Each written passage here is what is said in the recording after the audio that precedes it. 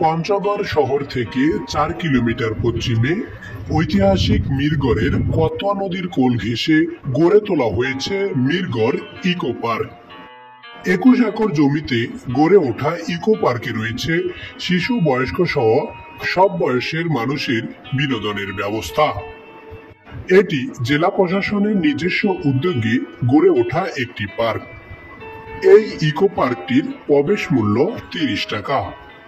জানা গেছে পঞ্চগড় জেলার নামকরণে পাঁচগড়ের অন্যতম ঐতিহাসিক হচ্ছে মিরগড়।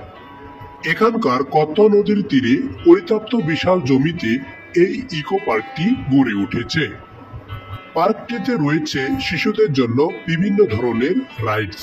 এই পার্কটিতে রয়েছে দৃষ্টিনন্দন ফুলের গাছ, কৃত্রিম লেক, সৌন্দর্য বর্ধিত গাছ, বড় বড় পানির ফোয়ারা।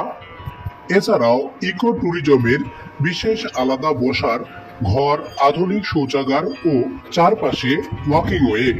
এই পার্কটিতে দূর দূরান্ত থেকে অনেকে এখানে ঘুরতে চলে আসেন।